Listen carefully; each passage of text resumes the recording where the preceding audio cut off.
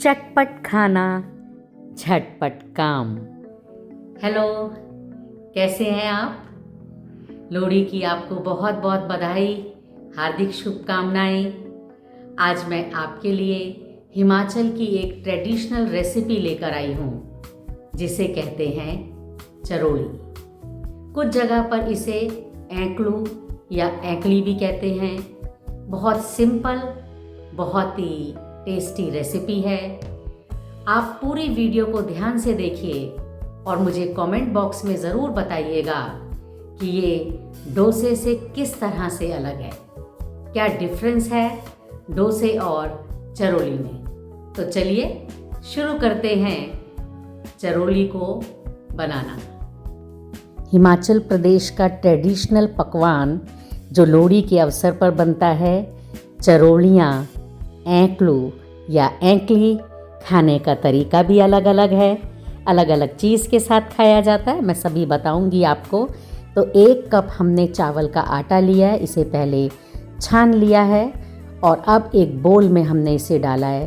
थोड़ा थोड़ा पानी डालकर हमने इसे एक बैटर बनाना है, लेकिन पहले थोड़ा सा आटे की तरह से इसे गूंदेंगे। तो लोहड़ी के अवसर पर चावल की फसल जब तैयार हो जाती है तो ये एक प्रसाद की तरह से चरोलियाँ घर घर में बनाई जाती हैं और उन्हें प्रसाद की तरह से चढ़ाकर फिर इस पकवान को खाया जाता है। सिंपल रेसिपी है। जब पहले ज़माने में ये बनती होगी तो घर घर में गाय भैंस होती थी, दूध बड़ी आसानी से मिल जाता था और ये आसान सी स्वादिष्ट सिंपल रेसिपी चरोलियाँ बनाई जाती थी। तो कहीं इसे एंकलू कहते हैं, एंकली कहते हैं, चरोलियाँ कहते हैं। और बस देखिए, इसी तरीके से मैं इसे थोड़ा सा गूंथती जा रही हूँ। बनाने का तरीका भी बहुत आसान है और टेस्ट भी बहुत ही मिठास लिए हुए है। तो ये देखिए, आटे की तरह से इसको गूंथ लिया है और अब इसमें थोड़ा थोड़ा पानी और डालते जाएंगे और एक इसका डोसे की तरह से हमने बैटर बनाना है।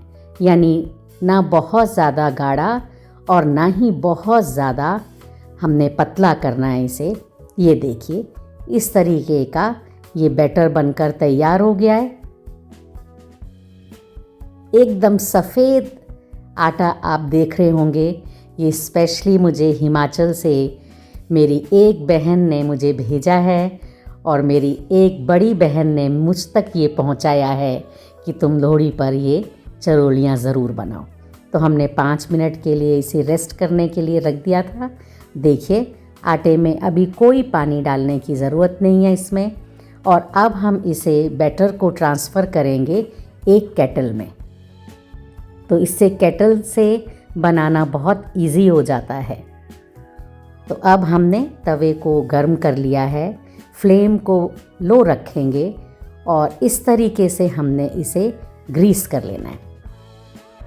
अब देखिए, केटल से हमने इसको इस तरीके से डालना है, लेकिन एकदम डोसे की तरह से हमने इसे बिल्कुल गैप देना है, चिपकाना नहीं है। जैसे डोसा तो एकदम बनता है उस तरीके से, लेकिन यहाँ हम गैप दे रहे हैं। और अब देखिए, इसमें आपको थोड़ी देर में बबल से दिखाई देंगे, यानी हमारी चरोलियों का आटा भी बहुत बढ़िया है और हमारी चरोली भी बिल्कुल ठीक बन रही है। बड़ी जल्दी से ये सिक कर तैयार हो जाती है। देखिए, बीच बीच में से आपको दिखाई दे रहा होगा कि ये सिकती जा रही है। कोई इसमें घी नहीं लगाना है बाद में। और पहले के ज़माने में तो जब मम्मी लोग बनाते थे तब इसमें नीचे कपड़े से उसमें हल्का सा ऑयल लगाकर तवे पर फैलाते थे। तो ये सिक गई है। अब हमने इसे पलट दिया है। अब आपने ये ध्यान रखना है कि दूसरी साइड से इसको बहुत ज़्यादा सेकना नहीं है, बस हल्का सा सेक कर इसे निकाल लेंगे। इसे करारा नहीं करना है हमने, डोसे की तरह से। अब जो मैं ग्रीस कर रही हूँ, इसको हिमाचली में बोलते हैं पुचियारा लाना। तो ये पहले होता था, अब तो ब्रश हैं, सब इस तरीके से ही लगाते हैं, इसको ग्रीस कर देते हैं। अब देखिए, फिर केटल से मैं इस पे इसी तरीके से डाल रही हूँ, फैलाती जा रही हूँ। बबल्स बनना साथ साथ तैयार हो गए हैं। बीच बीच में गैप होता है चरोली में। चाहें तो हाथ से इसको थोड़ा सा गीला हाथ करके स्प्रेड कर सकते हैं। ये देखिए फिर तैयार, बड़ी जल्दी ये सिक कर तैयार होती हैं। और फिर क्या करते हैं, जब ये बनती जाती हैं तो जब पहले संयुक्त परिवार होते थे, फैमिली में बहुत मेंबर होते थे, तो एक बास्केट सी लेकर, एक टोकरी सी लेकर उसमें ये डालते जाते थे। तो हमारी ये देखिए, ये साथ में मैंने बनाया है डोसे वाले आलू, चरोलियाँ। तो कई जगह इसे इस तरीके से सूखे आलूओं के साथ खाया जाता है, और कई जगह ये देखिए मैं आपको बता रही हूँ कैसे खाते हैं ये। तो चरोलियों के छोटे छोटे पीसेस कर देते हैं। ये जब परोसा जाता है तो इस तरीके से परोसा जाता है कि एक जो बर्तन है उसमें चरोलियाँ रखी जाती हैं और एक में दूध रखा जाता है, चीनी और घी। तो ये चरोलियों के पीसेस कर दिए। अब इसमें डालेंगे गरम गरम दूध।